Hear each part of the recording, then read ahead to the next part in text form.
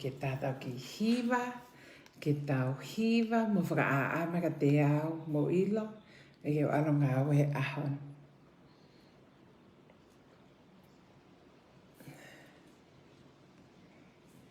Pea ki mo apau alge ngā we, ko pau ke whai eco breakfast.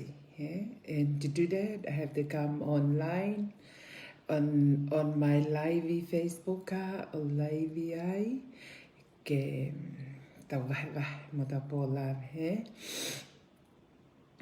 To everyone in Bar Breakfast, mo whatokanga iange ko e aho tahtolu ni o November.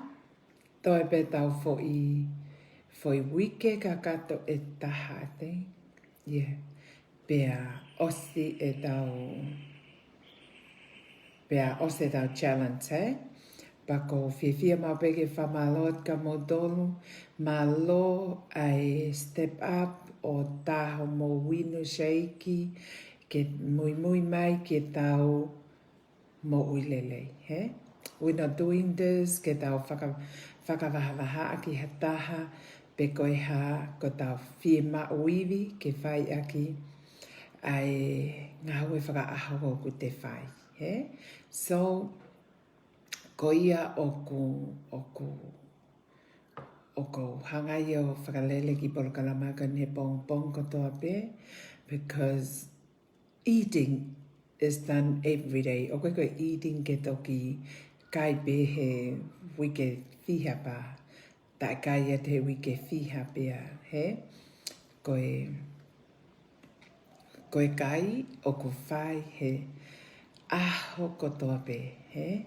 Pakapaulewa o ku ke kai ko ia whakahiri wike, pa ke hanga o ako i me mo ka mau tol, ke mau ilo, pe ku whaunga whewhe a kalas kai ko ia, he? Hei ilo nā ha kalasi o ku lele ia ka nau tol, e pui whaunga kai ko ia, he? But, whakawhi e pe au ia mo tol, ke mo mai ke tau bar breakfast, eh? Bar breakfast is vestapolo plus fuluti plus water, eh? O tā aki ho o ki blender, eh? O inu, ke toi mea ko ia ki loto ho ki ngā kau, pe te ke mauai haki i mānawa kehe. Oi, I come across this young boy, eh? Ke kune mei asma he ni mo ne taki o paku i au kau kape inawa, he? Koe anga ia e ko whetakai mo onki iua gani, koe onki iua whakakaka vale, he? But they always come in o whakalea mai he bar breakfasti, o whakalea mai bar breakfasti, but doing bar breakfast is another story ke he ngoua koe ni. He? Koe ngoua whakaka vale? Pea. But anyway, ko pape ke lele bar breakfasti he pong ko toa pe. He? Ka pauku ke sio mai, pa ke mo pai, mo ke come across e ki laivi ki taimihi foai o sioi, pea hane ki aonga ke a koe. He? Pea, ko mea mau inga koe ka au, mea mau inga koe ka au ke mau haki iwi, ke whai a hoki ngau e whakaaho, o se ang pe aho ko moto tapiri. He? That's what my breakfast is all about. It's for you, ke bar breakfasti, oskoia, ke alo whai ho ngā ue kotoa, and still got some iwi at the end of the day, ke whoki moe ki api o ki i. Taut whakalele peo sio holo, he? O toi o taut o lau kia hai, mo hai. Taut peo sio holo api, o kui ke os hoiwi, ka ke lai keke. He? Morning Ree, morning Lucia, koe morning Lita, morning Peta, he? Koe uhinga ia o bar breakfasti. It's not for you ke hao o pehe te ke lau ka taha, pe ko ha mea ka koe uhinga ke hao, ma uai ho fuuiwi whakamana wahe, ke whai ako ki everyday work, he? Everyday lea, everyday everything, he? Lava mo alu koe ke api ngā we o tu uai o ko hoivi, he? A hoivi hanko au, e o wale pule o ale hanke ngau. Ko ki I. O ko ki I. Sio beki ai ka ko pe I o maha. O taton ke alu he hanke ngā we ke ki I ori ia e pule ia, he? He ku tapu ke pe au ia he wike koto pe. My bosses are good people. O nau kautaha ko ngā ui ki ai he love my work. Koe mea pēia koe e mate he kata, he whiu, he hao pēia mai mea rerei katoa, ma ako ka koe pule, koe mau floor manager, o whia mau he motu ai ke hanke hea o sio mai ia, ka au he koe hui he koe ke alanga ke ngā we full week, he? Pa mo ila weekend, whole week ko ala ke ngā we, he? The whole week, o spend ko malanga heka ka lene ke ngā we, o te ulere wala pehen beo, wala kehe beo ke ngā we he ahon. He? Te ulere pehen beo ke ngā we he ahon, ka koe. Morning halakakala. Hi Rachel, hi kule. E sia ta whea, malo mo wafe mai. Tau breakfast. Ko breakfast ko e ahoni wege aku lai akau lan mata. He? Ko tok o vale ne kōkau e whatino mai lai akau lan mata. It's all gonna be these. He? All these lai akau ko me celery. Ko e te uhanga paki katoa mai ia ai ake green leaves ko e bongbongi. He? Pea ko e ahtokonak fokien. He? Pea ko ahtokonakien pa ko e tokonaki ben sa pata pompo. He? Mo nite tu site peru tu apule rul fai fili fale area atonga. Fai fili fale area atonga pa ko politiki ha aki fok mai patoa. Pa ko tu ka patoa ma vai ua ku ia e konga nofo. Konga lahi nofo mo se misisika. Pe ki konga sisi leva o feito ko ua pe almosaus. But they endorse some more people to come into patoa. He? So, o ke heke to e lea au ia maha a whahai te rea pe me whahai ko iloi me whahai ko tui ki ai. He? Whahai ko tui ki ai, whahai ko nei ai e nau ngā ue ma e whakaluku fua ko tonga o ko whiewhia ai pa ko pehe. That's how tonga should be. He? Ke iai hakuonga, he? Fo I kuonga whakalaka taha e mo ui ko walu ki tonga whanongo o ki iai ki vahe e kau vai, vahe e kau mahamahaki. He? Kau mahamahaki koe he whonua o tonga, o koe nau ki vahe, he? Even though tola e ono noa, but it is vahe, he?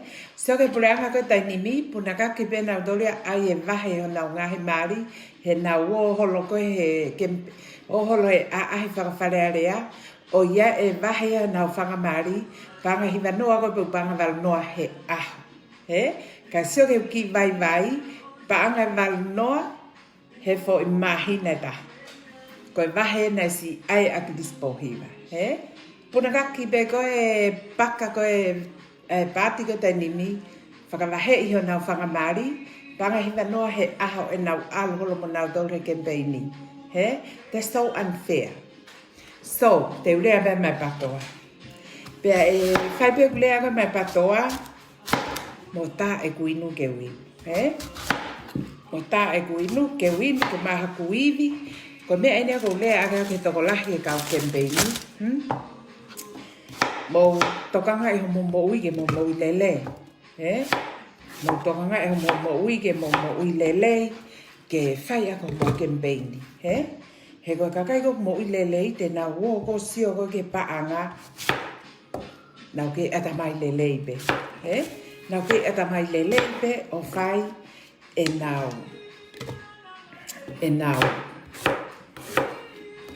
whakakaukau I e whonua a ke a paanga wat ka nau tō. He? So, ta tau tō pe ia mo fo I tau tō pe tā e kuinu ke winu. He? O tala noa ki whiriwhare rea kau whaitonga. Lahi po ke mea ko tau sio, ke mea ko dirty politic, he? Aloha ke he ngahi aho ni tonga. Aho e ni ia e taki taha hō, o keri ke he fuuluo, Nai tupu mai me eha ki toko taha wha o kamiti te. Koe aho ia. Aho ni a whai a toa ke he.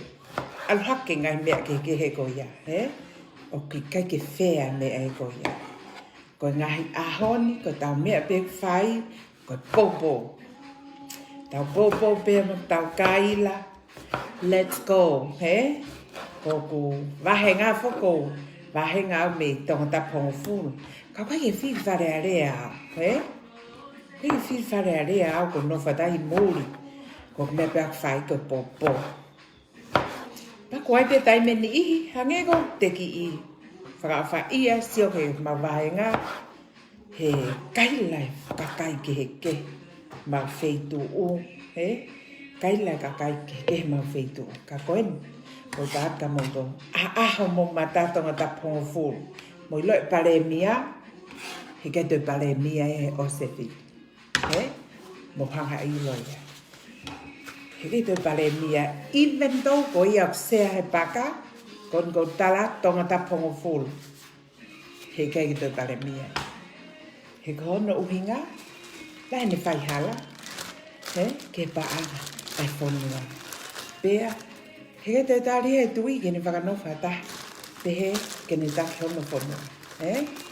So, ke whaamawe ke pare mia koe ni. Ha ui e tokanga ke toko ngai ni mo ui ke mo ui lele. He? Toko ngai ni mo ui ke mo ui lele. Ha ui e ne bar breakfast. He? Ke mo ui lele. Ko mo ui lele koe ulu koe tangata. Mo hono sino. Especially e sino tangata. Ko mo ui lele koe sino tangata. Mo ui lele foi atamai. He?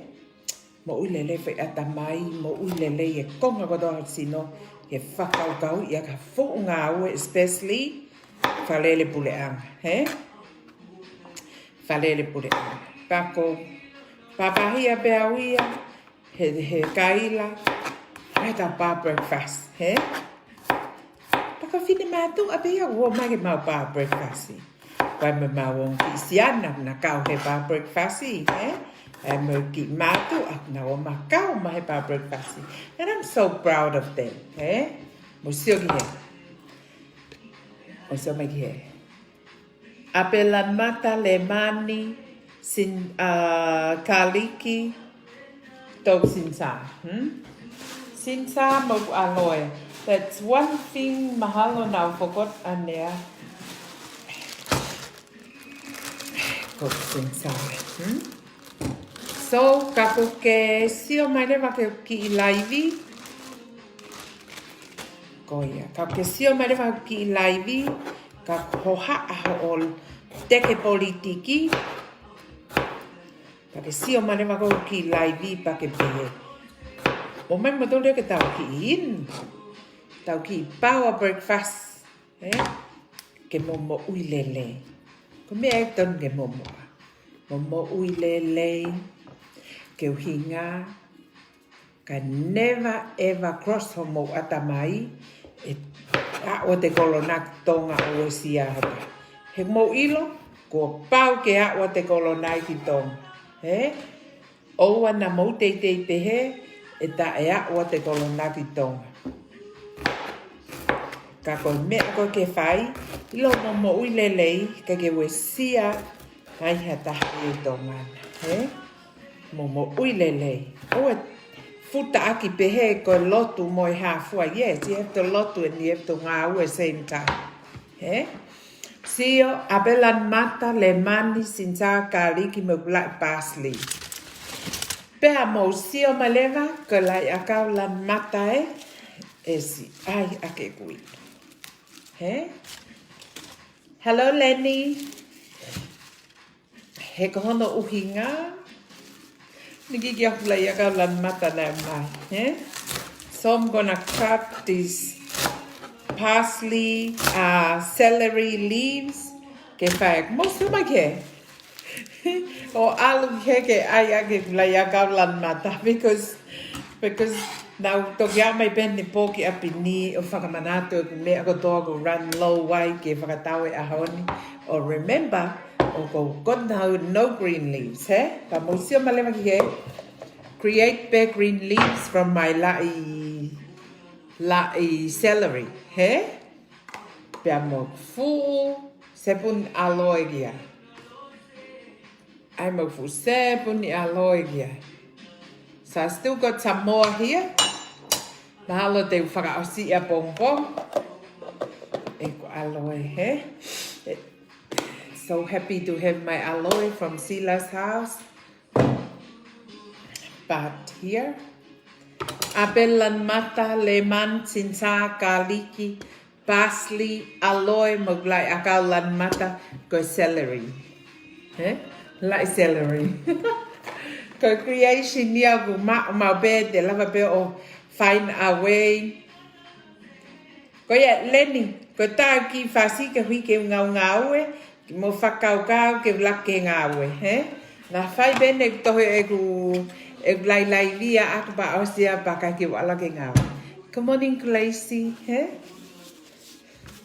Ko mea mau I ngā e ke hui ke lava koe fo I laivi koe ni, pea ausia he ko le ke wala ke ngau e. Mo manat ko wiki enen mo tata koto mo to mo u api ka wala ngau. Kata e wino ke wino. I gotta go as well. Mai e kuipu ke get my lunch ready. Eh? Hello, Mele.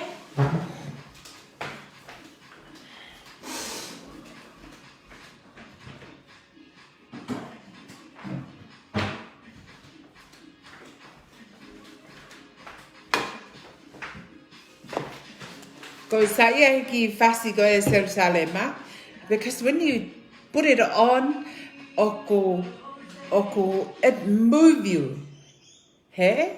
Ke uhi ke whakakau, ke get up and go to work.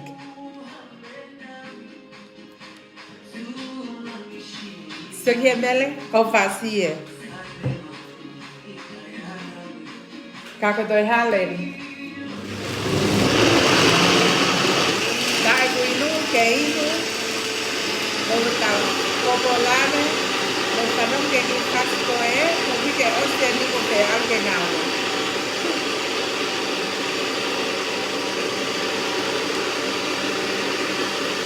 So peti my lunch, get it ready. Here ko ahon yang ngau, okay? Love my eating this whole 5 days, okay? Whole 5 days, I got my breakfast done and my lunch over, okay? When you have a routine, it works well if you stick to it. Mamo hiki, mamo hao ne kuke, ne mo uilele la, okay?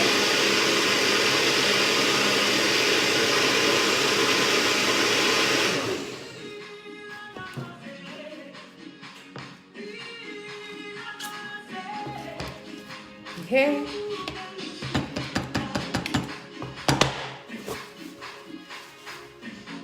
Rồi, phụ nuôi. Cheers everyone, it's Saturday. Otemo cheers may aka food cover malo. Cheers akoki bar breakfast. Your greenie is green apple, lemon, sinsa, garlic, aloe. If you got garlic and aloe, add to it. Okay? And green leaves.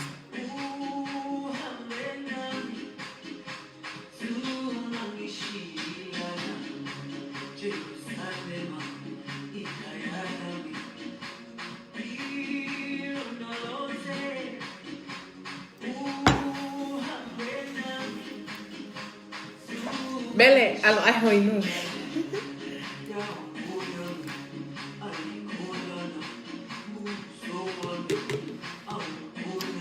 Sio. Koe mauia ai. Koe ku energy drink, koe ku lunch. Hello, Rosaline. Sa koe Elene no kai whalekai mo. Lene alwe whakaheke ngā si oi.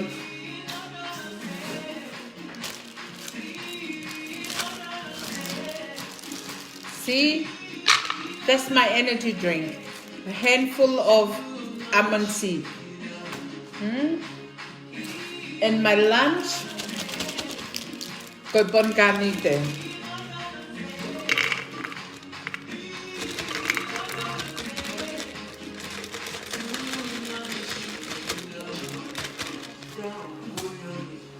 Koe lunch ia ke ahoni.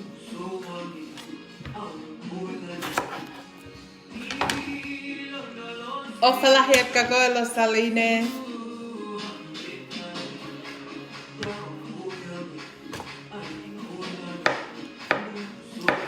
Banana for my lunch.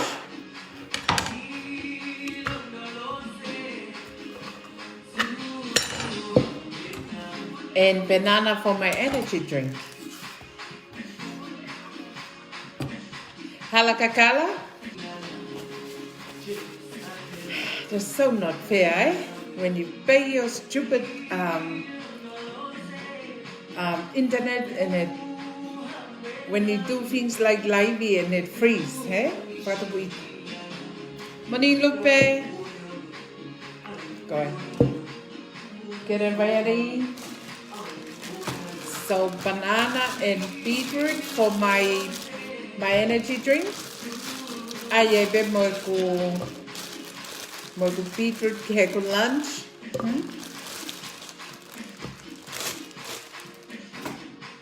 Be more celery and cucumber for my breakfast.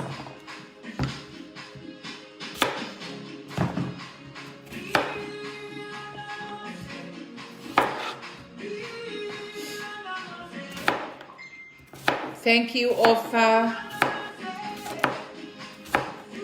Koe kau breakfast online ni ke ko inbox. You know, while I'm having mine, they're having theirs. So here, cucumber and celery for my breakfast.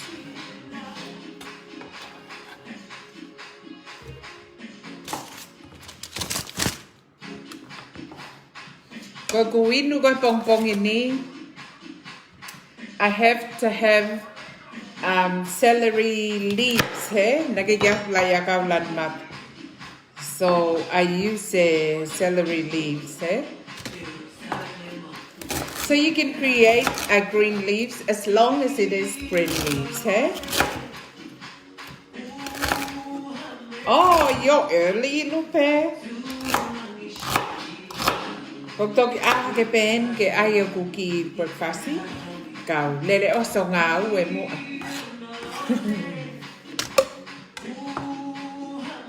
Bea mo ko. This is my lunch, eh? And I got celery, bea moe. So I gotta put it in. Celery, radish, strawberry, and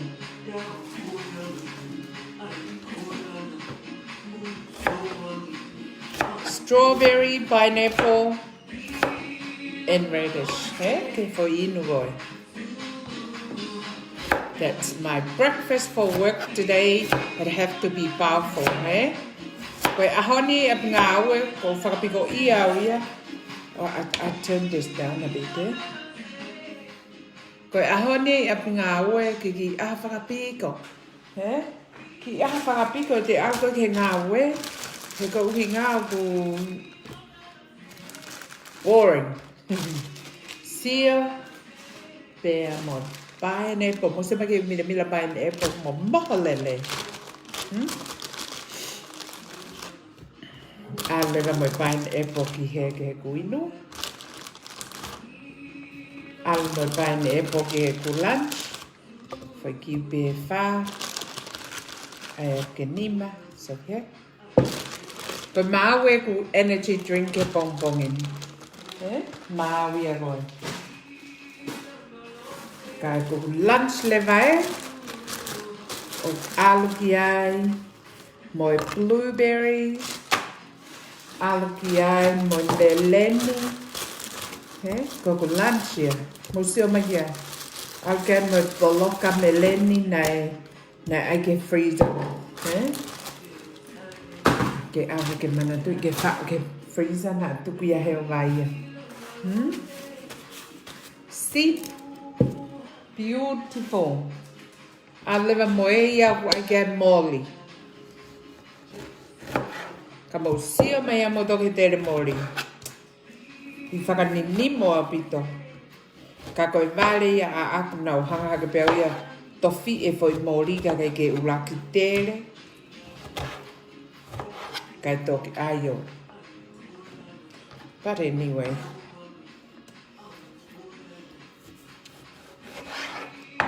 Koe.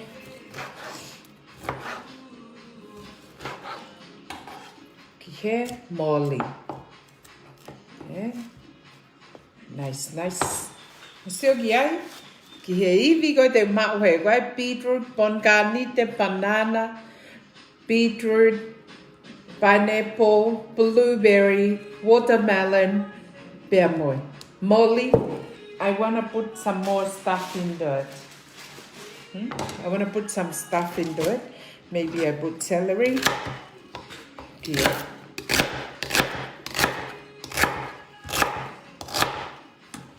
Ane afi ku algo ke ngā we, tuku ngā we, whakaamu koe. Sio he whau ke ki whine motu au tā mai nei nu ko pe. Hawe ke mama ki in pe ke winu I he dainin. Ke winu I he dainin, he? So ki he, almo foi me mango ia kia. This is my lunch. Alu kia me a katoa koe ni. Koe ku lunchtime. Kai ke toi hela ha mea. Ko foi laka me papia. Whapipi ke blenda taha e kuin. Musia? Alu ke me mango. I want more. I think I put the cucumber to it. Alu mo me cucumber kia. Ka mausio ma lewa ki he anga koe te a e te whakakaukau I koe mea koe ke tōko ko toke te he aho. Put in good things. O e whao e vewe ki ho ke te ai o whao ata ki me mo ui lelei then you do ori o kai hawe. Mo sio mai ki he. Koe cucumber whakaosa ki o lunga. So I got cucumber, got me mango, celery, moli, meleni, blueberry, pineapple, beetroot, saino momoho mo bonganite. Powerful.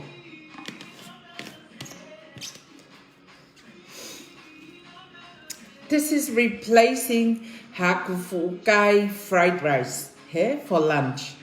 Algo ke ngā we ko ngā we pe ko maku foi burger o kai sai pe burger I ap ngā we mo I lelei pe no ngā hia o no ngā hia ke ai lai a ka lan mata ko watercress ai me fu la I burger beef burger or chicken burger or half or me no ai but this is replacing it for kai go ya. Pe ko hau ha taha pe mai sinai.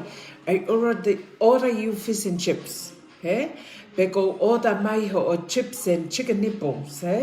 Me he mau kefe. This is it. I don't need anyone can do order my have lunch. He go. O set my lunch go. Ala pe ko kau ngawe. Avang ha ke mau ai si tu mai kui pu wai. No one will order lunch or anything for me. He go. So this is my energy drink he bonbon ini ke top aku aki e kuino boy.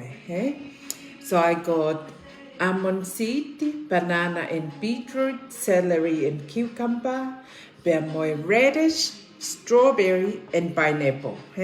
Humongous amount of energy here ke wino ke maho kuivi ke laka mo ke ngawe ahoni ngawe plus Osiange kaya motu tapi ane afi ko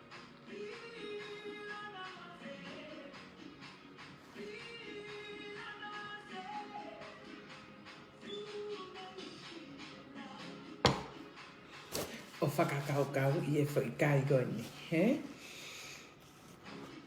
Ko apego pongpongi, this is it. My first thing ke tō hoku ke te is my greenie.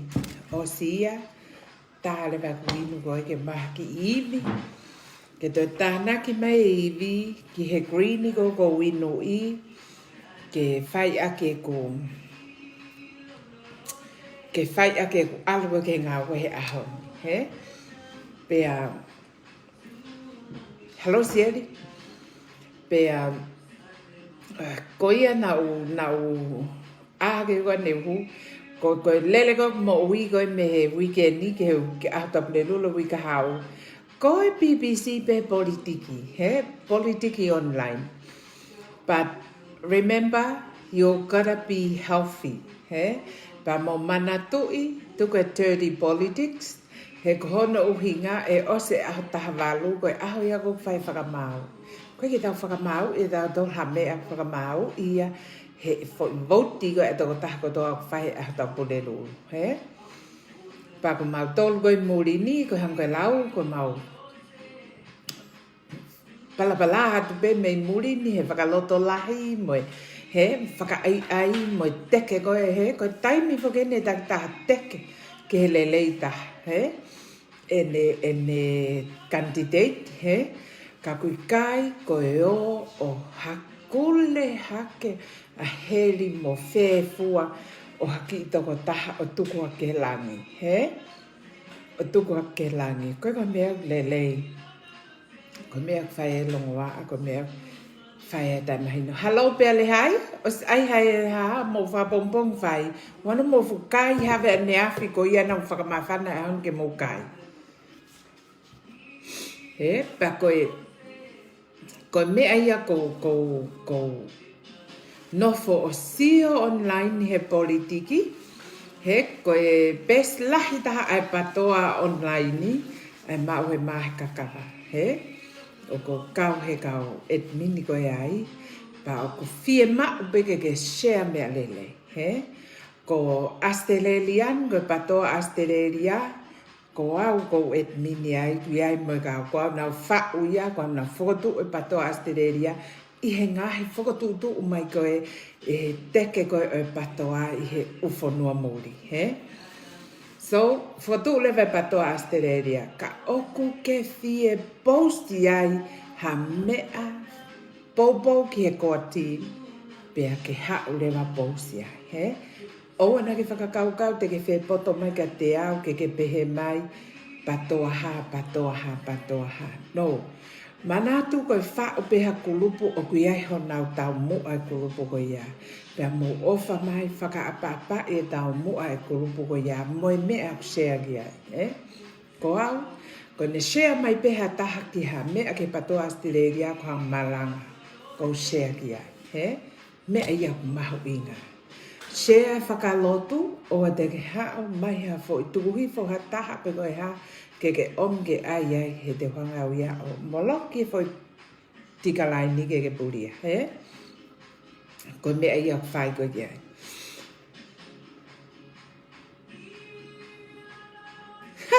Ho we ko ki ko maha ko mai le nam ne whakai ai koe ke whakarea fo re rei maka te au we. Mea.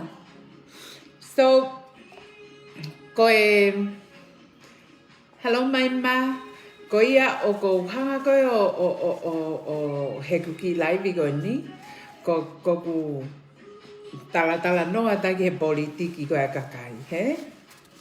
Tuwe loi, he? Tuwe loi, he koe mea mau lai tahai a mamani ko loi, he? Hange koe ni, kwa kanti teiti hao palo mesi mai, o mene palo mesi o tuku mai.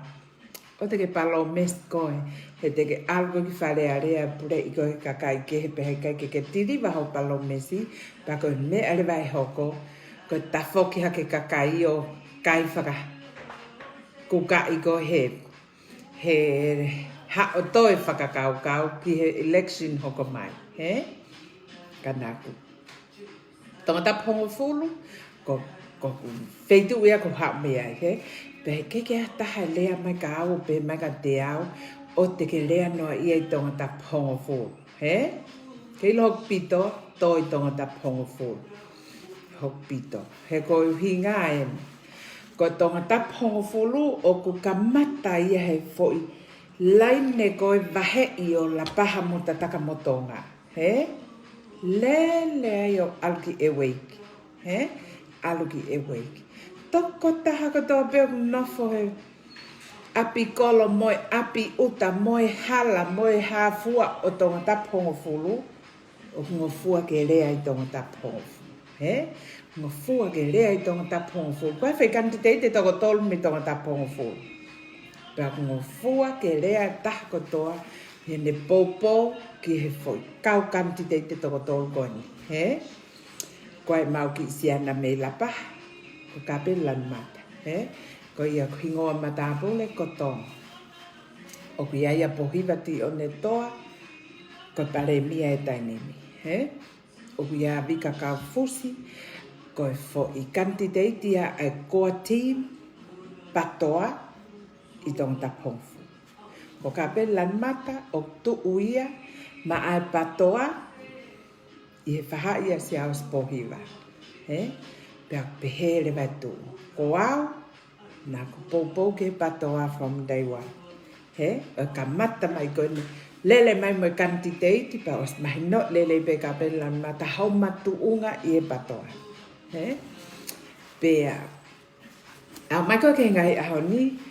Alu foka kapelan mata ia si aosi. Ka ta utu pe au I he mea koe koa ti. He koe patoa ia. Koe mea ia na tuk mai a Krispo hiva ke tau mui ai. He? Koe taimigo na mawahea si aos po hiva koe ki tu me he koa ti. Koe palo pale mai na ka matai. He? Pai pota kakai he mea koe whaka mau. Pea mo ta utu mau. He? Ke put hanga aue. Ke staple, he? Ke put ha me ke staple. Na os put mai e aklis po hiva. Ai patoa, ta o tongo fultupu kon gosi. Oa mai ke ne peki e wafta hiva. Ko tau tol patoa na ton ke tau hao. Pick it up and go forward. And pull it ki ha levolo e taha na to whakangako kon na tau iai. He? But no, it didn't happen like that. He? So, ko mea ko whailewa e au.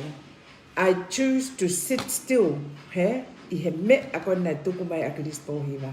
Mo majority he ko demokalatia. Ko pau ke nofo I he tokolahi. Pa na nofo le vai I he mui I he tua ka whafafonga ko tokolahi. He? Yeah. So, I sit there. Kasi able wa kapelan mata he. Ko kapelan mata mo au. Ne makamata mai pe mehe ka mata anga. O ne hu. Mo ne fo whakakau koe. Come out. Ke candidate me tong ta powerful. So it hurt my whole feeling about everything. And a choose ko ke mui ya siao si. He na ia ye palania. Ke mau tuupe ya mau tolpe. Es la paha patoa.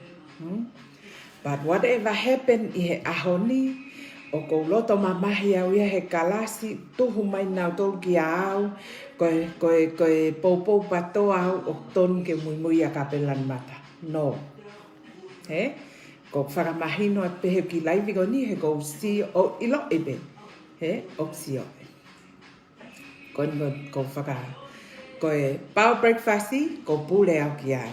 He? Pea ko whai ko tala noa ko mo vahe te o ato ai pe ai e ki politiki, he ato ai pe ai ki politiki. Mo ui lele. He kai te politiki mo he uri au I he pau breakfast. He? Pea he kai te politiki au ia lau kia hai, mo lau kia hai, mo lau kia hai. Te o ato pe hafo I mo oni, mo hafo I mamai taha, ke sio ke ai a tongata pongo. He? Tongata pongo mo a. He? Fili ai lelei taha me tongata pongo. Fili. Kokoe ku ke nofi tongata pongo ke o sanga pe ko ila ai lelei taha. Ko mea pen ko oat ko mo ulu. Whakau kau lelei. Mo mana tui. Ko ose fili whalearea o ku whai e fili pare mia I loto whalearea. O kai ke kau koe fo I whiri ko ia. He? Ko ho o whiri, ko whakafofonga kantiteiti me o wahenga. Os ko ia, ko tōko ki loto wharearea ho kantiteiti o whai whiri bare mea I loto wharearea. Not outside of wharearea. He? He ko mea ia ko teke ai koe fo I lao e ono. Ke lava o whai e whiri ko ia he kakai kotoa e whanua. He? Whire kau no pere. Whire bare mea ke whai he kakai e whanua.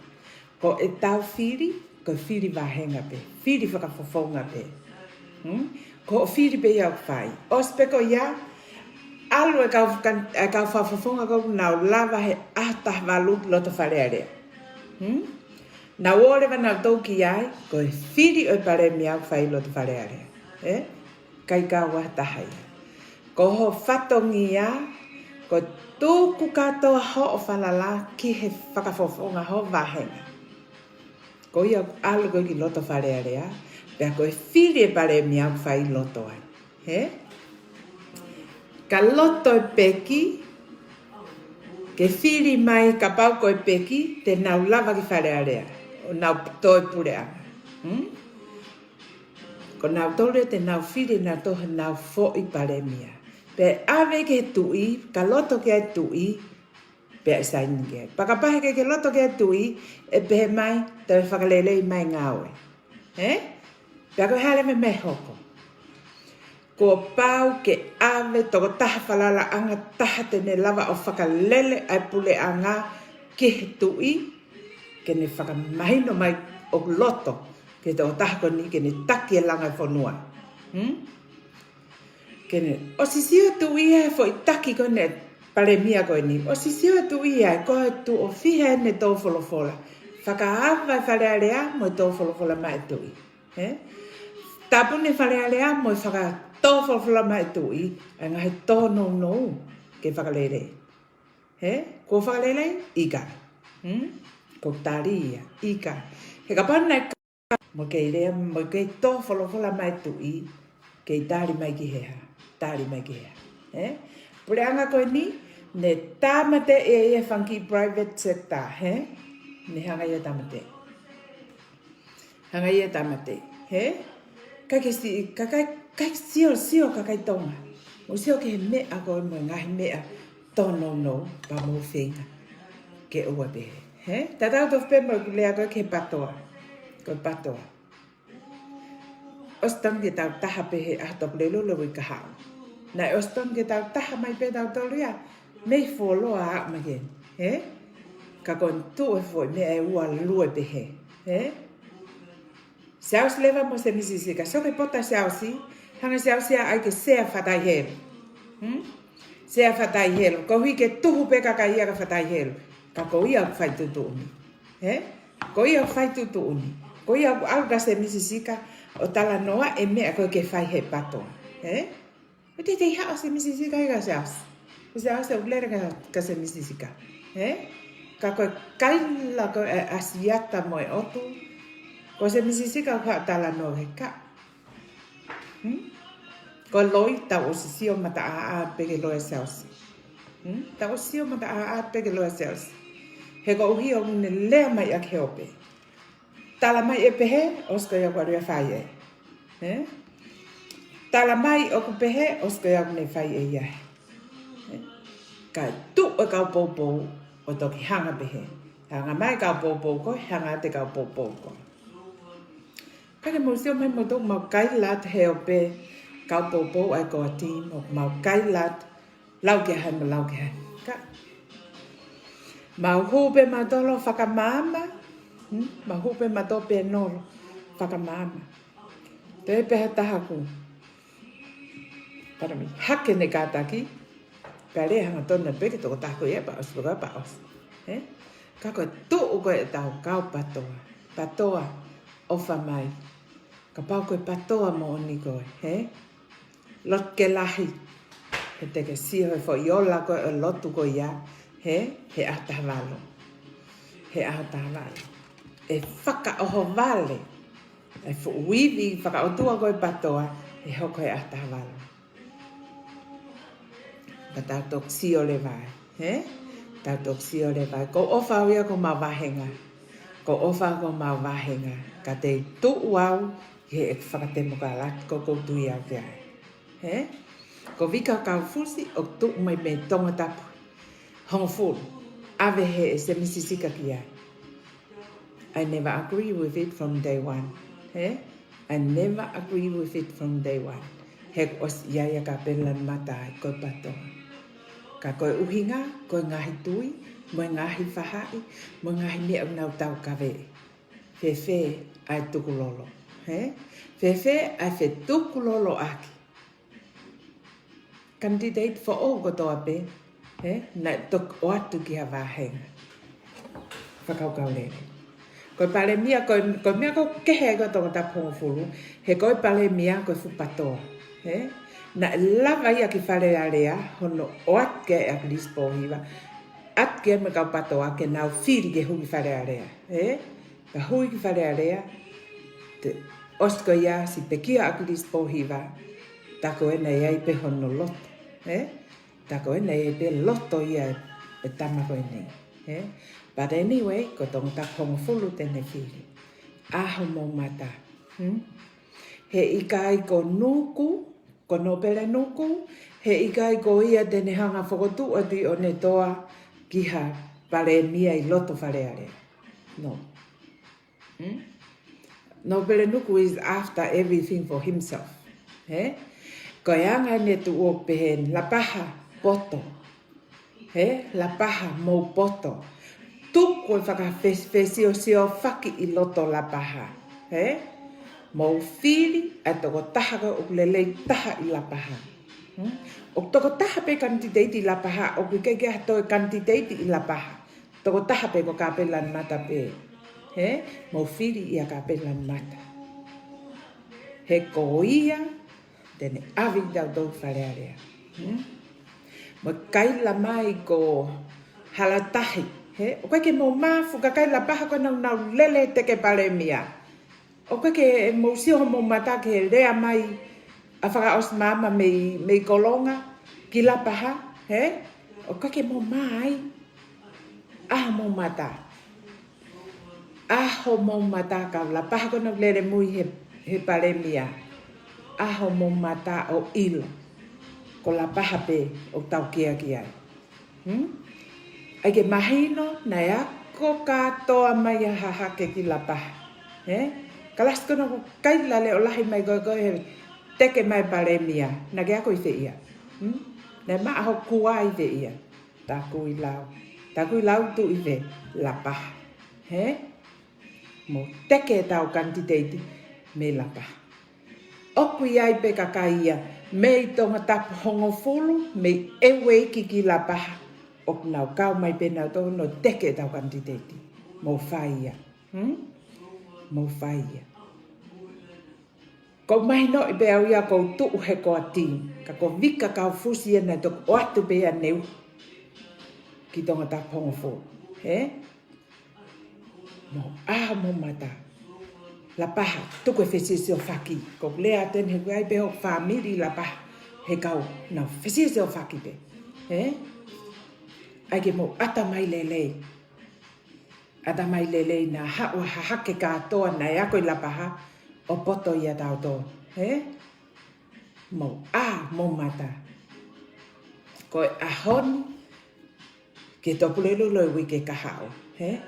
Na aku nofo awia ke kempei ni pehen. Kapelan mata. Na aku nofo awia.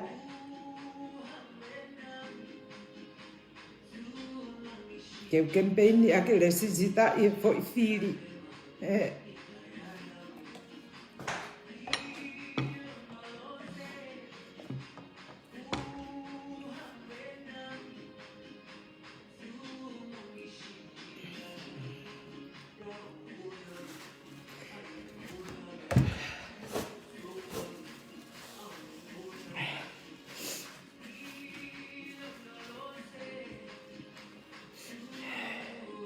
Ko mea e nau whakakaukau ki. Ke toko taha katoa pe ta ua taha. O taton ke whiri whare alea mi tonga tapu hongo fulu. Koe me e nā whakakaukau I. Ke rei sisita e fwoi toko taha kotoa pe. O tau whakalao ke whiri wharea rea. Koe me e nā tokangi ai. Me tonga ta pongo fu.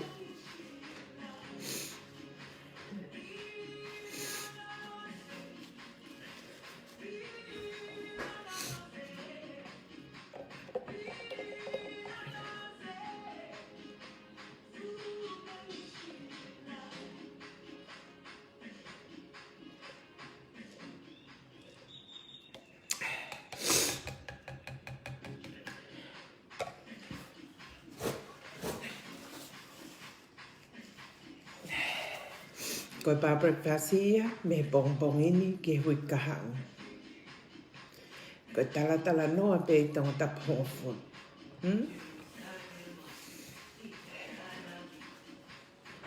Moi ko pou he ko tautu o sioi ai ngai whakataha kempeni talu me ane mo sio ke longo a he o tau ko lope mo kaila mai e ka kai mei haha ke he kaila mai e ka kai mei haha ke o kuika ke pule ala pa he whiri campaign he campaign ni koni he whiri whare area koni he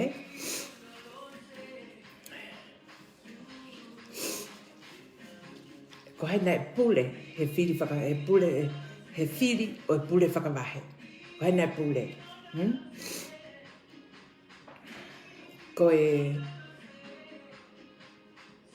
toko taha koina na e pule whakawahe I he pekia koe a tuak lau mea. Ko whakapiko ia se at kono mata au kaila mai ke pehe. Ka tak whakamore si ana. Na e o atu pe he whaihala ai whakafofonga wharearea tonga tapongo fulu ai pule whakawahe ki a koe. He na e pule whakawahe pe a la paha pe a toi tokon pule whakawahe pe a la paha. Koe whaihala na e o atu ai e pule whakawahe ki a koe ki nuguleka. Ke hanga mai no ia. He, na kai ke whiri I koe. Koe whiri pule whakawahe I tonga ta pongo fulu mo hahake na e pule pe a la paha. He koe me ea tautu ai pule whakawahe I la paha he ngai au. He? Koe me ea koe ke mousio koe ki ai.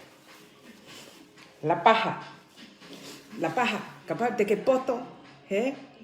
Tau pure pe tau to. Ka pau e loto taha ho tau fukolo. Tuka te whesio seo whaki. Ko ku whamiri pe ko whanongo at o ku nau whai e whesio seo whaki. Ai ke ngari na mo wako. Ai ke ngari na tau tupu hake o ako. He? Ai ke ngari na tau tupu hake kakai lot.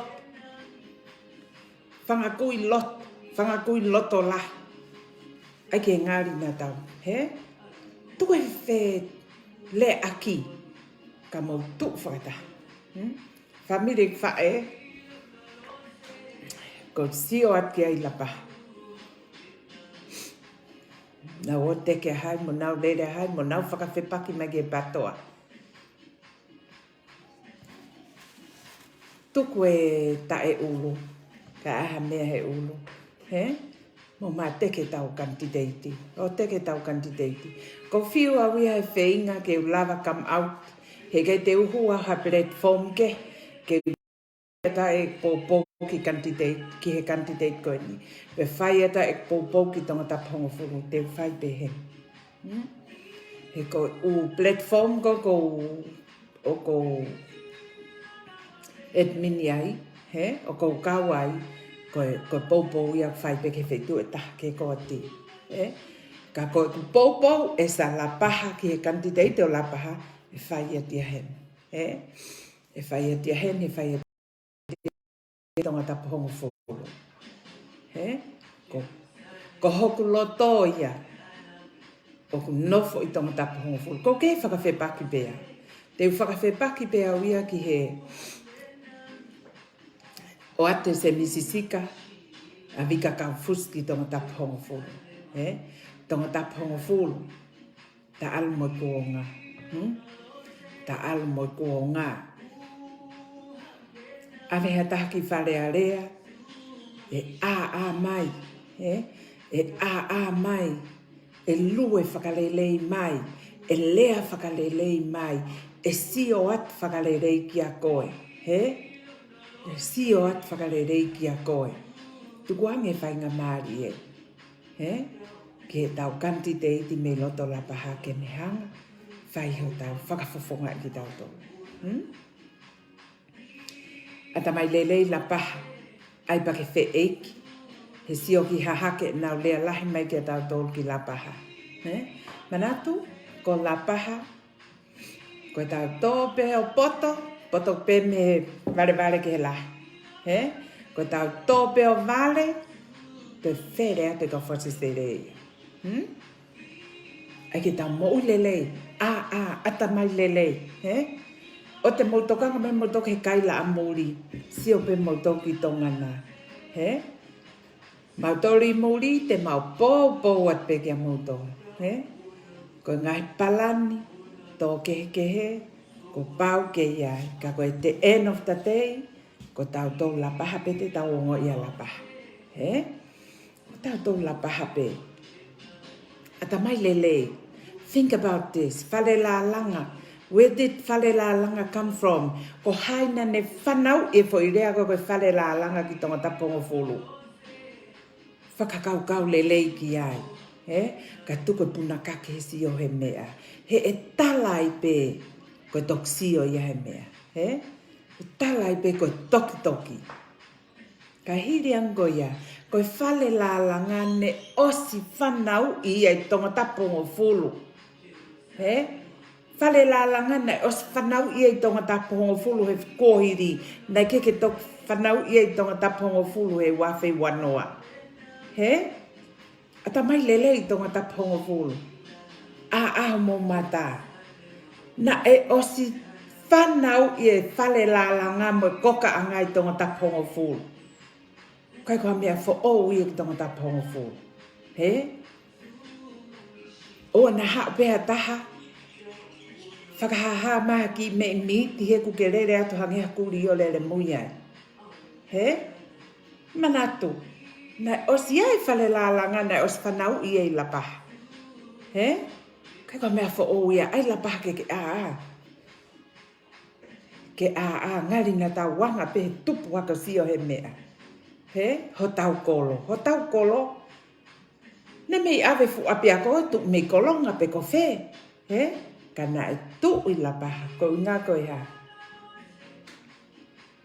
Ke ai ke mahino o ku kehe a la paha I.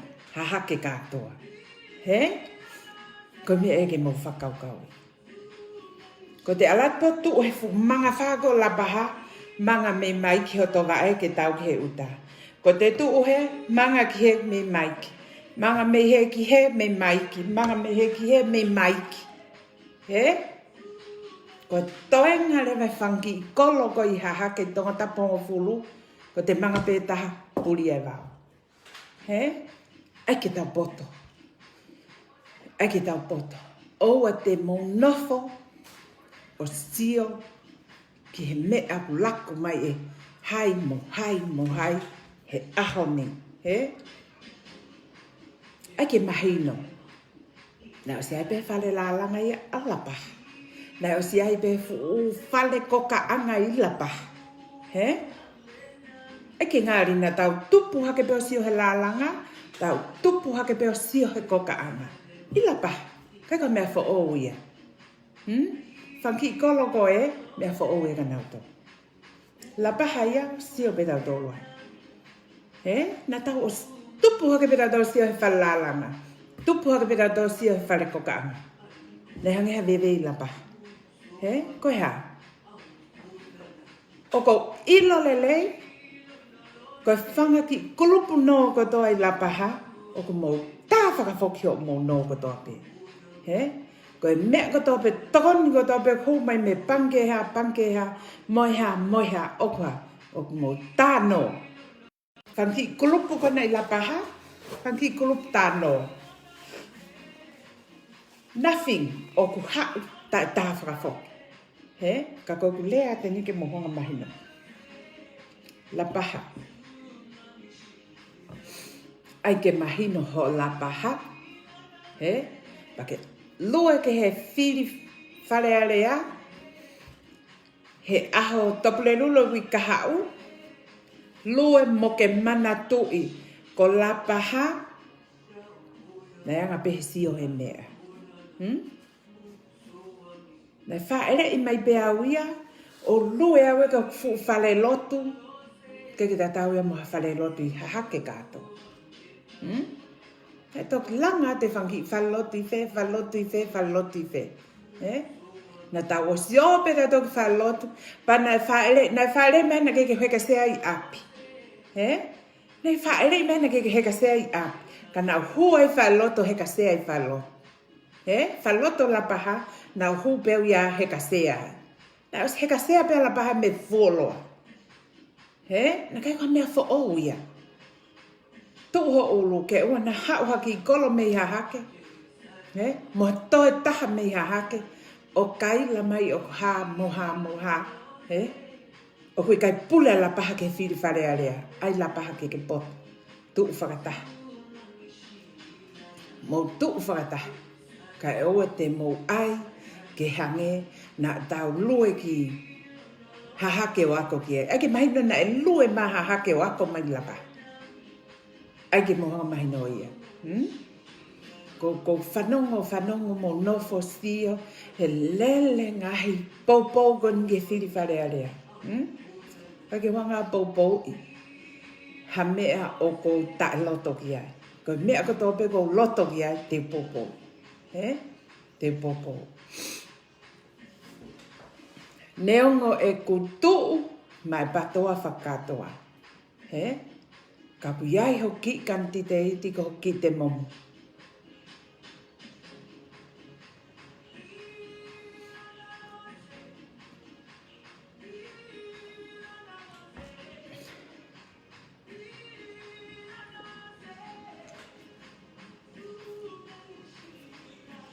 Ko pau ke whoki ki ai.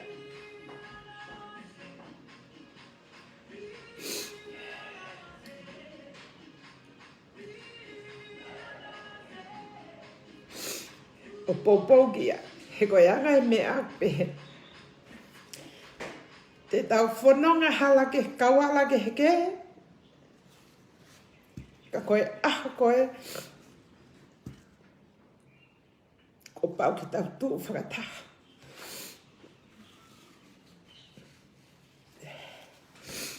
Ko wilo pe ko mea whai pongpongi ni. E lea lau mahtaha. E lea mahtaha. Ka koa. As ilo pe tako toa. Ko whai pea mea. Hokoloto. Mo mea ko atamai koe ke whai koe a te whai. O kai ke hao hataha ia. O omiha mea ko uto ke urea aki.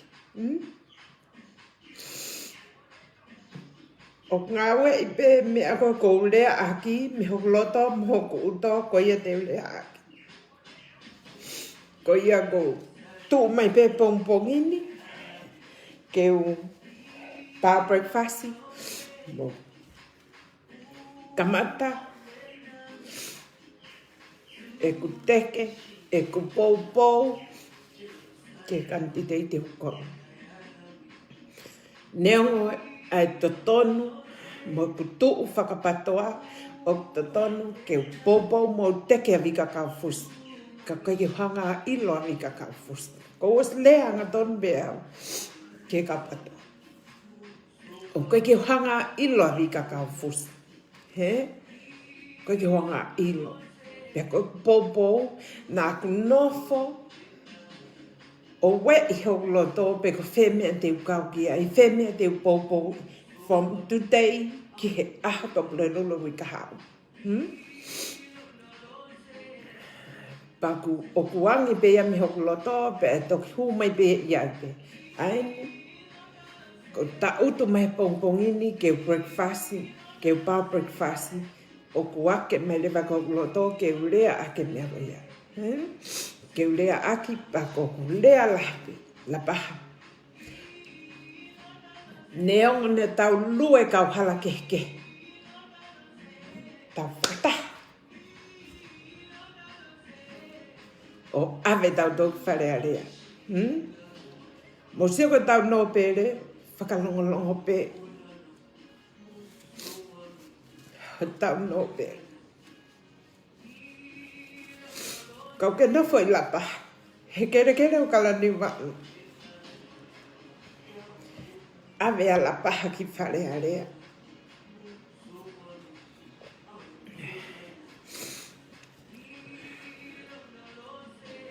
Ave a lapa ki whare area.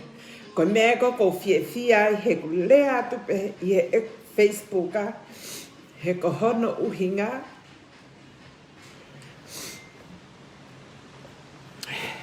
He ko hono uhinga. He kai kia taha to e rea mai kia au he lea. Pea te ulea hokuloto, pea te ulea whaitere. Ko kamata ni he pongpongini. Te ulelepe, te ulelepe. He pongpong kotoa. E popo ke o kantiteiti. Iai pe. Me he aho uluaki. Te tala noa ka mautol. A e anga koe e ku connection. Te amo kapelan mata. I he patoa. He loto whare o patoa. He kai ke tala noa atu. Ki ho ma loto whare i ho ma family. He kai ke te helan whakamatala ia.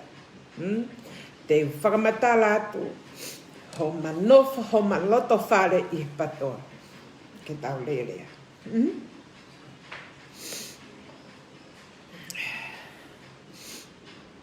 Ko mea e te lele ai he ahoni, a pongpongi tau. Popo pe, tau teke pe, he? Mo tau lele at ko ni he ko tau tuko he Facebooka. Ko family ko toa, la paha. Family tamai mo kakatoa. O mo kakatoa. Pea, te tataat pea. He? Te tataat pea. Poka nei whai ai whirisii. A se aspo hiva, koe poe na matala noa i ai mokapelan mata. Me siaina, ne le isiaina, kawi Australian. Ne matala noa i ai e ne come out, ke mahino, ko ia e kantiteiti mai, me tonga ta pōwhōnu. Ko ianga i e matala noa. Na tala noa i he pōko ia. Pa ko glea pe nai whai ki ai come out, ke ilo i ko he patoa ko toa pe. Ke ilo i ko he patoa ko toa pe, he ope, i tonga ko toa. Ko koe te ke tuu me tonga ta pōwhu. He ku heke tau palemia. Heke ho tau whakafofonga o whau. Ai paka. Koe paka stand for party ai kakai. Ko te kakai whea. Na e ave pehe kakai patoa me tonga ta pōwhulu ki whaleare. Pako tuu he taini mi. Ko ongo au ia hoku ongo e ku ofa ki he. Na ke whakakaukau au e ke ofa pe ki he kakai pe o tonga ta pōwhulu. Na ofa au ia ki he tonga ko toa pe. He kuia e masiva he tonga ko toa pe. Ko taimi ko ne mare e iai ko e pare mia ko ni ko whakafofonga whaleare ai a tonga ta pōwhulu. O whau e ne pati fo o na aku pehe. Let's go tonga ta pōwhulu. Ai ha tau kantiteiti fo o. Ke piki pe, patoa kotoa i tonga ta pōwhulu. Ke iai pe e tau whakafofonga whalearea me i tonga ta pōwhulu. Patoa. Pea nai mahino. Koe whai mare e koe neawe koe he ulu ko sa spohiwa. Koe mea e nai whai ai e matu u kauhala ke mo ka pelan mata. he na nof ma pe au he. Mo meniti pe koe nei whakaha mai ai ki au e ka peri ko ngau e se au si o ne poupou i ko ta utu whakalongolongo ai pe. Ta utu whakalongolongo ai pe ka mo mana tui ko os iai e o kulupu ia he o pe ko kawawai. He? Kawawai. Pea ko hea mea e hoko. He ikai te whai hatoi whai tutun, te whai tutun ko whakatemo ka lati. He koe patoa stand for party, temo ka lati, ai otu motu anga o whai. O kai koe patoa koe to ki ha pa ha moha. He? Os. Ko tau whaunga ia patoa. Na ipehe. Temo ka lati. Pea nā nofo lewa he whakatemo ka lati ko mea nā nofo ai he. Mui he ia se misisika moe. O popo wai, ngau e kotoa pe mo teke mo penolo mo hafua ko mui. He? Ka ke watamai tatau au ia mo foi, ngau e ko se aus nei whai. He ko uhi ko toko ua pena ngau e ko ia. Ka ko uhi ngā ko kanti te iti si mui ia. Pea ta ut whakalongolongo le wao. He? O mui behe ume ai patoa. He ko hok patoa he ke lava taha to mei au. He? He ke lava taha to mei au. He ko tui goia mo i vison goia o siongo i au ko mea tonge mo ui e tonga koto. He? Ko mea kato e heke takai holo ai kakai. Lolo tonga behe o si i he patoa.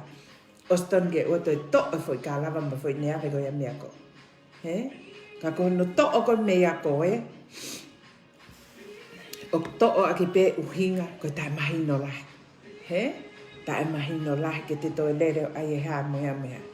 So, ko anga ia ko ni mawhanonga mai mo ka pelan mata. E tau kisio e hek foi viti hek foi laivi ko ni, ka koan ko le atu aki. He? Os ka mata, whanki i ngā ue i la paha. He? Whanki i kulupu ne ka mata hake. Taim pe ma tu ka uhala ke he, ko tau te whalongolongo i pēha. He? Ahoni, pepe ahe fiha pa whai whiri whare area. They breakfast pe ai. He? They breakfast pe i he. Lea la paha. La paha. Ai ke mahino. He? Na e mea ko toa pe i tonga i hahake ne kamatai la paha. He? So ko tau no pele si mea whakalongolongo pe. Hono tofi a kona o ke tautu ai fu la paha koto. He? Ka ki toi rere holo koe koe kalanga ia hai, mo kalanga ia hai. O whahe mata hono pere. Whiri ake ho la paha. Tuku ho whiri ake ho patoa mo ho paka mo ho hafua. He? Whiri ake ho la paha. Mo seo ka nuku? Kaila i mai e kau. Mui o nuku. He? Kaila i mai e whakaospono. A whakaospono. Whea kala ni walu. O ko ke whautu hono kere. Lue o whiri he aha ko ia. Whiri. Tu o e mata hau peni. Mata hau whaka hono pere. He? Tapu moia. He? Tu o e mata hau peni. Ona ke toi lau tias. Ona ke toi lau patiha. He? Ona ke toi lau tokonia hai. O ilonga. Tokonia hai o ilonga. Tokonia hai o ilonga. He? Tu e mata hau peni. He no pere ko hokolo. He? Kamata ke mou lea la paha. Ko lea ko ni he guiai e kau. La paha tonu. Eh? Mo tu mai mo tō kaila i no pohivati o ne toa. Tuho atamai ko pohivati o ne toa e toi pare mia ke toi mau e lelei ke mau he tainimi. He? E toi pare mia kon ko talaka mo tō. Os nofo e tu i o tari. Ke whiri whare area ko ni ke oangi ha foi. Kanti te iti angi ki ai koe whare area koe pare mia. He? Kane kolos kula i mai e kakai. He? He ko osisi o tui. Tuka tala noa ia mo eke hiki sia pehe koe mo ui lelei, fai lelei e fuu minista mo ui, he? Mo pou lahi gai pale mia koe hau tu.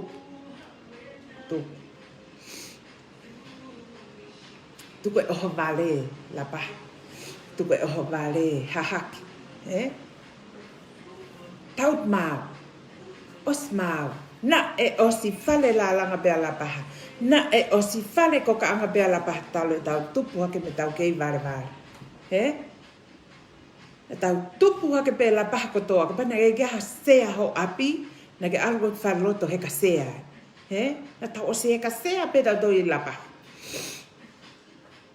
Tau hūhanga ton peo hū ke fu api ako lau tohi na tau heka sea pe. He? Tau heka sea pe api ako lau tohi. Tau toi laka pik takui lau heka sea. Kai ka mea fo oe heka sea ki la paha. Kai ka mea fo oe me kotoa pe ki la paha. Ka. Koe mea fo oe no kou stiot kei o tau a la paha ngai au ni. Koe oho vale. He? Oho vale he ha. Oho vale he ha. Oho vale he ha wahai o me ha. He? Oho vale he ha. Nā tupu hake pe au si he whanki kulupu i la paha. A langa whakalakalaka. Whanki whine mātua whakakulupu. Nau whainga pa anga pe ia nau tolu pe. Langa ake ki whare o hai. Langa ake ki ha. Langa ake si mawai o hai. Langa ake he? Si mawai na e ai ake fwoi piriki. He? Na toki. Ai e si mawai ia mo e hāfua e ngafu. Si ma fo poto mo e hāfua. Kana ngahi ake pe la paha si mawai e fwoi piriki. Kai koe mea na tau oho vale ai la paha. Koe mea ngo whaka oho vale. Mā loloa te tau whangata mai mo e tau whangawae. Mo e tau whangakui. Nā nau tuu whakataha. Ka tau tuu puak tau tau whanau. Ke tau toi tuu tau tau whesi so whaki. Tau toi tuu puak ke tau tau ke tau whesi so whaki. Tu koe whesi so whaki he osiange. O tau tuko tau pēr tau mui la paha. He? Tau tuko tau pēr la paha. Hai aunga. Ho lere hake ho mea lere o si o at ka mea. He? Lere hake ho mea lere o si o at ka mea. Eke mo mai no. Ko la paha. O manga fia. Pa te to tau ke mui koloko mo mui koloko. Ko e toe whanki kolo hi hake ko te manga peta uri ake wao. Ke mo hanga i lo ia. He? Ai la paha ke oe oho vare. Ko whanongo at. He? Tu oe whaha ia koe. He? Te uleanga tonuen. Tu e ka makalanga hi wā ia. O kuia e nau. Kakai au nau popo. Tu e hako ia koe o ahi o mohai fua. Ko kulea koe ni he kou tauto. Ilo i ko toi whangi pesi. Pesi pulo a ko toa kona koe he politiki. Kou ilo ko toa moto. Nofo e hako ia koe o hai. Ahi o mo mea. Lau ia ki he. He? No foi hako ia koe no mautolu. Kau moa ta ane whai ngā amoe otu o mau hako ia mautolu. Siri. Family o si o petelo.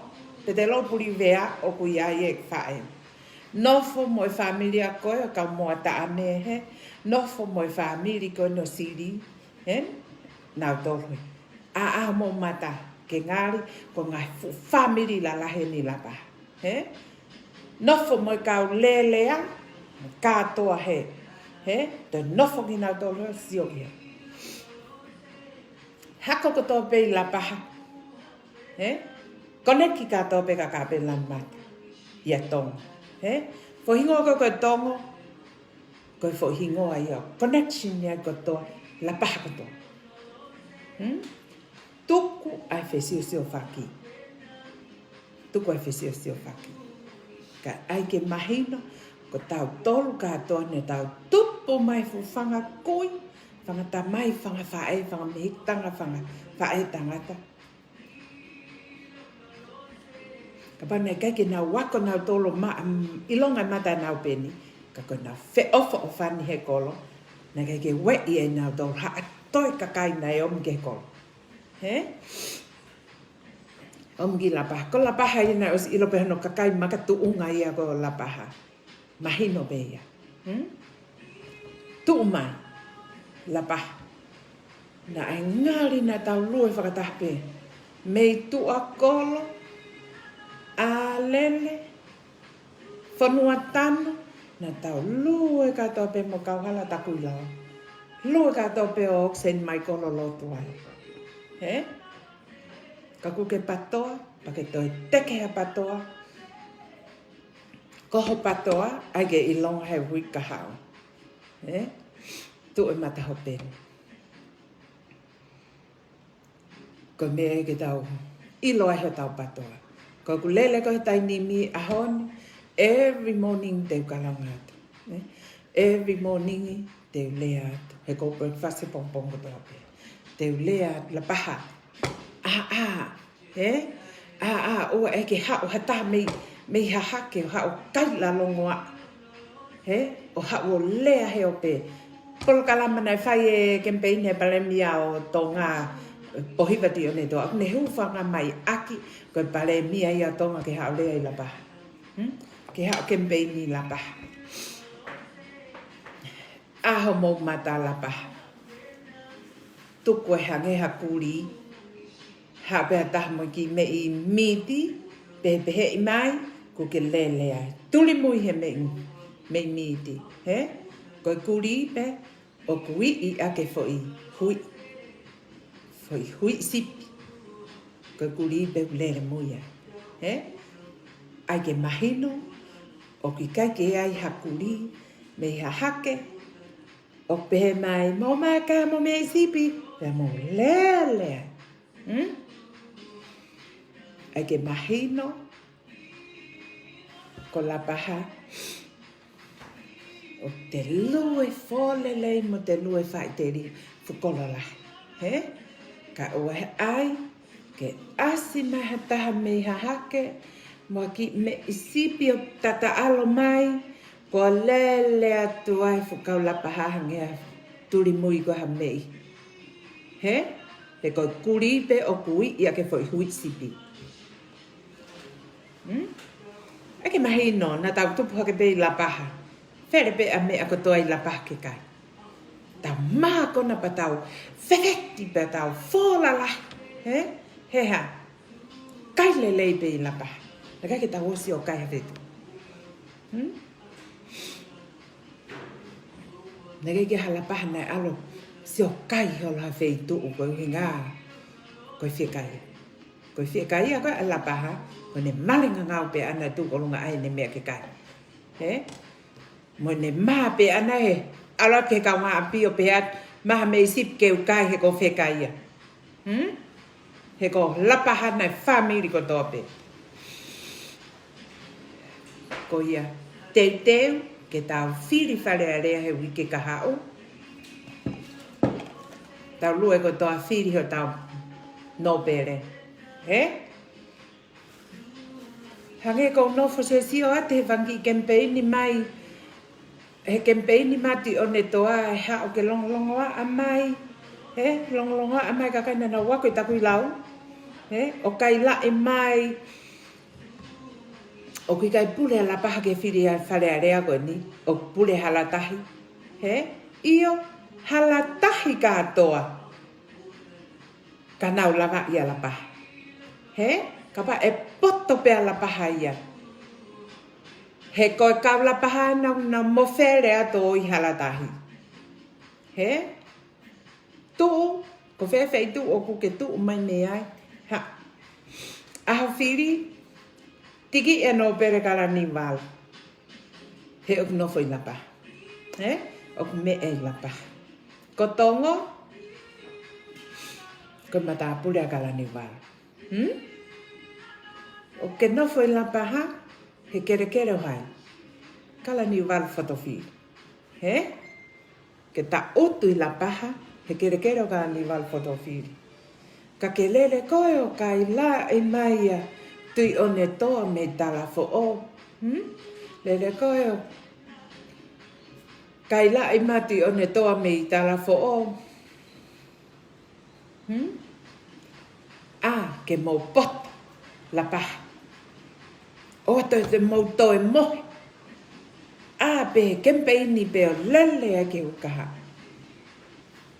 Ko whakaamange mai, ke mau e tongo i vi o ton mo. Ka reo ke au ke ako ia, pe oua tene toi whakaau ngā. Hare ha patoa mea feitu. Whai a pe leo ne ilo.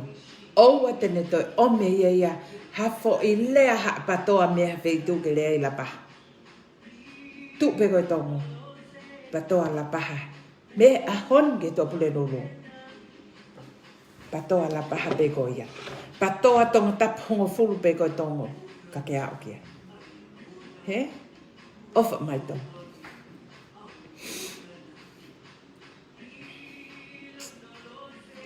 Tu pe koe ia. Patoa tonga tap hongo fulu.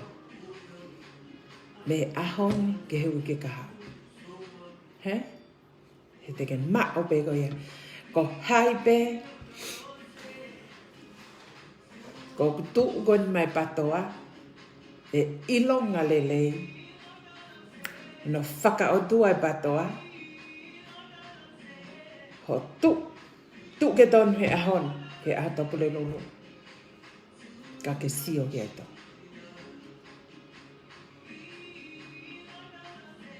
Fe mea na tatala noa i.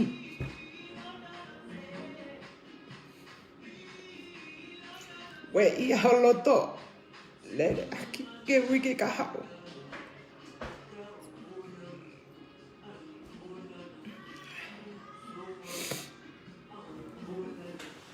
E koe me ia ku hoko. Ko taut. Sio e teke patoa. I tonga tapa hongo fulu.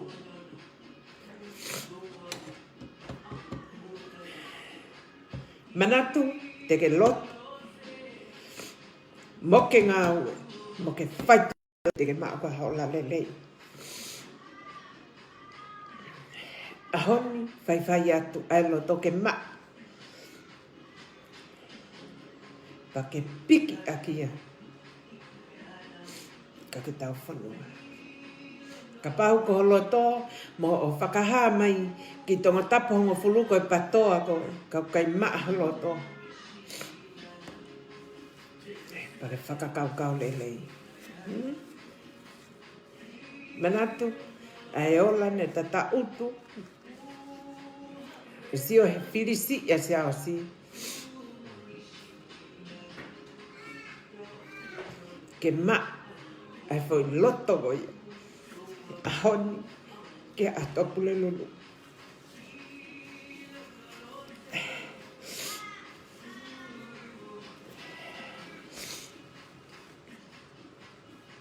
Ko breakfast ia pong ni.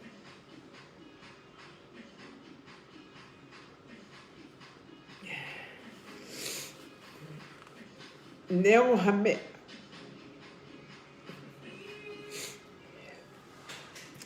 Neongo kau hala ke ka kua pau. Hotoloto e te ngo i hotokolo mo hoto family. E whai tu whakataha. Koe mahino e nei ako i tau tolu. Koe mahino ia. Ho tau loto ki he tau kolo. He? Pea ko hoto patoa, o ai ke mahino. O ki ai ongo kehe loto ia kita, ke te tuu whakataha. Mo hoto patoa i hoto kolo. Mea whaingata ka te hawhai mahina tolu gan ko o si, asia ke koe a kanti teite ko a ting, me i tonga tapa hongo fulu. He koe whahai o ko popo. Hena aku tuu pe au pehe. Te unonga pehe ko tonga tapa hongo fulu, tonga taha pe a ka pe lan mata mea. Moi pare mia, he whaingo fua e whiri. Maina tolu ko o si, hon o hake koe a vika kau fusi tonga tapa hongo fulu. Na aku tuu whakalongolongo mate ai. He ko hinga ko ilo. Koe whaha i e ton ke uteke, ihe eku ihe, i loto he kau pou ai patoa. But at the end of the day, e hauia ki au, ke manatu i e auia, mo ngau e ake hoku loto kotoa mo e ongo, mo ku ofa i e patoa, ko pau ke tuu aki, a mea ko kone ki hoku loto, mo ku atamai ke lava le aki. Ke tatau pe ia mo e ku penolo, mo e ku mea kotoa pe i he poupou e patoa, o ku pehe, o ku founga pehe. Lea ake tau ataina, lea ake hoto loto, lea ka kukai ke sai ia he tahai, ka oku whai he hako, lea. Laka nge he te ta utu whakalongolongo, moha mea ku te mao, kai ose anko ia ke inasi a taha. Lea.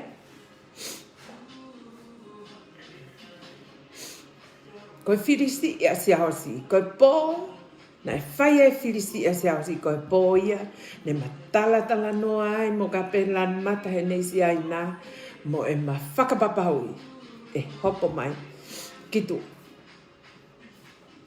Kuia e ngahi chat room, o kuia e ngahi platform mai patoa. He? Nak whie mau ke hu waka as katoa ai. He? As, lea. Ke ilo he taha katoa, ke oua na whakawhehu ia e ha taha ka pelan mata, ha ane tuu hake koe kanti te iti o pehe mai, na e patoa whakaku. Ko mea le mai nai hoko. Ha mai, ma alu, he? Hopo mai kolompolo, hopo mai tiri la whai ne ha, mone ha. He? Ka longo, whakalongo pe. Kuai pe hokong, hokwai pe, e ku wheho ko taki a mo tiri la, he? Hopo mai salon, bla, ki tonga tapongo fo. Ka kai koe ni, ke nau lava na tō tu ma. He? Ke nau lava na tō tu ma, ke nau whakua mea ke staple, ke whaunga, ke mahino, ke tatau mo nau kaila. Nau kaila ko nau tolu te nau hanga, furihe ekonomika ko tonga. Furihe ako nau ha. He? Furihe ako wha furihe ekonomika he kakai. Me wha furihe ekonomika he kakai. He? Tonga, o os tu maari e pea tonga ia. He koe mei koe tonga ko toa pe kua hanu whamiri mōri. Ko pāu pe ke whai a te tokonu ki tonga. He? Oa ai ke tau hangea whangkuri. Ha beha tahama ki whoi hui si pia pe mai. Ko ke lere mōri. He? Especially kau mōri. He? Tu ot pe kau mōri o peha te. Ko kulupoen ko wha e hamo mō mai ai. He? Lere ai. Tatau pe ia peha mo e kusio at koe ke. Tonga pongo. He? Ase pare mia mo le tufa. Le fukau la pahai. He? Ko whangi kuri te kai ata e nau. Le mui e foi hui koe atu ai pare mia. He? Ngaloa nge ia. Koe pare mia na e whiri e tonga pongo fu ke huki whare a lea koe pato. He? I funga waka. I he patoa koe hui ai pare mia koe nikia. Taimi koe na e Minista pa anga e pare mia koe ni. Whakatu ua taha, ne ta ofi pe. Whakatu ua taha, ka he ko hui ku ne whie mao whoke ne whakamatara pa anga ke tau, ke omi ke he pule anga, o mau e pa anga. Moi me abspen kia. He tainimi, pare mia ia, to o kato e whangi private sector, ave ia whakatu kato ki whare pa anga, pato pule pe ia kono tuwhai pa anga. To whie ne kore mai tui. He? Ko ilo pe koe lea ia, ko tō fola mo mea koe ia. Ka koe lea. Ko speech, it's coming out. He? Kole mahe tui, mai haha, whamatala mai hapaanga, whamatala paanga mai. Ta whokia hanga ia ke pule anga a Chris Pohiva. Ko ia na nofo i whare paanga, ke ne oate whamatala paanga. He? O ta whokia ka ila ia, koe mai ua e ta ua koe pare mia ko a Chris, pule anga ia a Chris Pohiva. Ka ko haina tau i paanga, ko haina e minista paanga, ko ia. He? Ta foki a kai laki hea. Ka ko ia na tautu i whare paanga. Ko fe ia ngai whakamatala paanga ave ke tu i. He? Whakamatala paanga he mahina i fiha. Mantu nai pekia a Chris po hiva September. Ko tak o whakapaanga kamata me siulai ki siulai. Ko tak ko to. Siulai a kosi September. Pekia a Chris po hiva. Pure anga whaona kamata. Hokwat le vai atu i one toa. He? Ko majority of the year ko ia. Nga ne whakalere pure anga. Ko ia ton ke ave ni whakamatala paanga ke tui. He? Ko ia ton ke ave ni whakamatala paanga ke tui. Ko ia. Ta whoki a lau pure anga Chris Pohiva. He? Ta whoki a lau patoa. No. Ko koe na ke no whawhare paanga pare mia. He? Ko vahe paanga ko koe na ke pule i. Na ke pule ate pare mia na o ate pare mia. Anga he whakama mea fie mao ke whakamole ke paanga. Ko koe na ke control. He? Ko koe na ke control. Whakafuafua he fie mao ke ave o whakamatala paanga o mao. So, ko whiho minista paanga talaki ai pare mia. Ke ave ne whakamatala paanga ke au ke tui. Ke ilo he tui ho mo lakno i e paanga. He? Ke ilo he tui ho mo lakno. Ona ke pehe kau ke ilo he tui. O si ilo mai pehe tui. Ko tane halai fe, halai fe o fi. He? Ko te whesiti wa e pacheti ko ha. Ko overspending. He? Overspend pe ta o koe. Toi tu mai pe pachet ki ta o koe. O ku toi overspend o ku toi. Te whesiti pe pacheti ko ha. Ko ka ke lava manager fo ta o koe. Ke a o ke ta o koe o nofo pe pacheti ta tau pe he. Te whesiti pe ka nofo pe he. He? Kai oa te whesiti a klai mia hangea tupu. Ko me e kui ko ka ta e atamai ko whakarere pure anga. He? Ko me e kui ko ka ta e atamai ko whakarere pure anga. Ko me e ko tau kore atuai. Ka kai la paha a aho mo mata whiri. Whiri. La paha talasiu hoi. Whaiho mo whiri. Whiri whakapoto. Whiri ke mahino mo tautu pe mo egno pe reho mo whetu.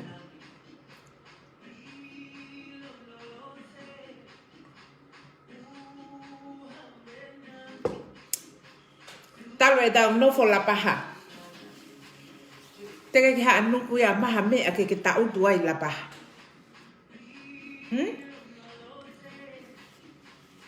Te ke ha anuku ia maha mea ke tautu ai la paha. Ko haka ke tu ai ko le mui he fo I hui ano ku ke alu ko whiri pare mea. Ata mai lele. Tupe ka kolonga ia ke na o whiri he pare mea he. He koe mea koe tilaia. Tilaia anu ko mo pare mea. He kai toi os. He koe ngā koe ha koe paanga. He kai toi os. A mo mata. O whiri. He o ko whele pe ka patoa ia. Te nau ata mai lelei, ki he lelei taha ko me tonga tapongo whulu. He patoa. Mei makaunga, mei nuku leka makaunga tu eweiki. Mea ke heia. Siu mota ane, tu o campaign. He? Mei eweiki, he koe me eia koe naure ai ka koe siu. Hao ai e tau whanki kulupu ke mata haa. Ka mou lele mui holo e paanga o ate tirila mo ate hai mo ate hai. He? Hangei koe ha. Looking for quick things. Kai ke mo ngawe. Ke mo le aho mo iwi. He? Mo le aho mo whakakau koe ka kai nai ako. Ta wala pe tau ni manga ngawe pe. It will take time to create something ka koe ala honi mao create. He? Lakange he te nofko tare pa anga ko at mei muri mei hai mo ai ke langa ka me e la paha. He? He ko hana koko. Hana koko. Ka ne mo nofo mo dolo ta fata. Mo loto ta. Whai e tau whanki me. Little feet, he? Little feet. 2 little thing at a time, but it will mean a lot. He? Kahaki mea sisi te ngai, ako to tukui ngata, o kuongo nge ia kia kita e te maue mea ko ia, ia mea li maa tahafu mea whakatau ak ospeko ia, MC Pepuria. Koen. Ko whea tiri lahe ngai aho. Ki tonga ta pongfu. Whea tiri lahe ngai aho nsi mua taan. He? Whea tiri lahe ngai aho ni ikai. Ko koe pe. He? Ko koe pe. Moi kau fine mātu ala paha o mo kei wheti o whaki kempeini. He? Teke. Teke ai. Whakamātou ato ho lo tū siu. Ke ngāri ko koe na ke aloe fu ta oe fu o fulu tup. O nofo he fu loto kon veni o kamelai te. He? O nofo ai. Tainimi kua kei api. He? Ka ko iai haki lotu na e makai loto ho loto. Use it now. Use it now from today ki he. O te katoi sio mai koe laivi, pa katoi fie poto mai koe, pa toi pehe mai koe ko ha mo ha, ka. O stai mea ke toi tu ko sio maka te au, ta lue whakataha. Whanong ke mea ko whakalau, pa tau. Piki. He te ke mao pe koe ki mea he mea ki laivi koe. He? Tai mea, ai ke toi uloa nge mama. Toi uloa nge mama. Mo a ala paha. Katoa, he? Ko ilo kane ospe ki laivi ko ni lawa hai. Hoi lo whae, nof pehe nei lapa. Os pahi whae a koe lea makatea. Moi lo whae, os pahi a lea makatea ke tu o popoka ka peri ko hae mea whae. He tange whae a ka peri. Ilo loto, ko haiti pe hok loto ke. He ko hono uhi ngai. Ko whae a ka pere lan mata ko whae whakalau maari e ia. Ka koe ngalo hek mau i e tangata. Ko ilo peo na loto mamahi lo ua mai. Kia. Ma o foki he whae a ka pere lan mata e tala noa o kuhala. Ha mo e ke whae, ka ko e ku whae o kuneo si ilo lele i au. He kei ke whae a mea. Whakakou nao hea ta. Koe mea ko toho pea o kou whai, o kou whai ek pea o mea o ki hoku loto mo whoi ata mai whola. He? Hea taha e no, e sio mau ki laivi. Os mai noi pe tako toa o tuk mo whae. Kou whae, tin tai au ke mate. Ka koe mea ko ki hoku ulu, ke lea aki, ke alo whai, kai lava ia tau fia. Ien lava tau fia. Whai hok whatongi a ia ako ke hek whae, I do it 100%. That's what I think. E pehe mahtaha e kai o pese penima, that's fine. But this is me and how I feel. What I do for my mom, I'm doing it 100%. Me muri. Ilo pehe pehe mahtaha ko toa 1%, maybe 5%, but I don't care. I don't care. He ko mea mahu i ngā ko loto o kou iloi, o kou whaia, o lelei taha.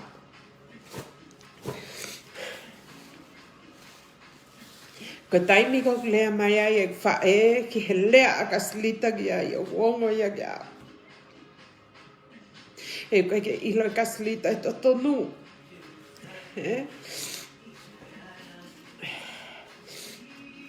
He koe ke ave ka kaslita tala noa totonu. Ko tala noa totonu e ave pe e tonga toko taha pe ki a kaslita. He kauhinga ke tau a taina. Hona loto e ongo whae ko ni ka te hau. Ke tau a taina. Kai oua na ai ke tau a taina pehe maha na loto ke te hau o pehe o i kai. Ke popou i koe kape. He ke ilo pe koe mea tatou ke he ai. tala e totonu ke tahongo whae. Ke na mahino. He ko hoku loto. Mo ko poupou patoa. Lue ai, ke he me kauhala koutu ai. Ka koe aho ko ni ko paku tatu whakata. Sio ke whiri.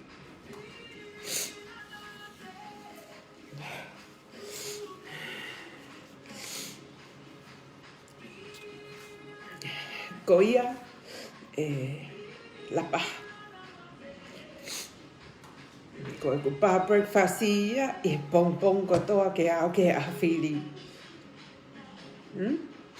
Te whakamanatu at kia mō tōru. O nā te hau hata. Me ha whaha o lea I lapa. Pe alo kaila mai me he. O ha lapa. Ka. Whainga lapa. Ke mahino. Nā tau tupu hake peo he kasea tau whalotu. Nā tau tupu hake peo he kasea tau whalotu. Pea ai lewa ke oa nā toi hau hata. O kaila longoa. Ko sio atu he lea a whakaos māma me I tonga tapu. He campaign e pale mia pas mahi YouTube. Ko pehe. Whelau.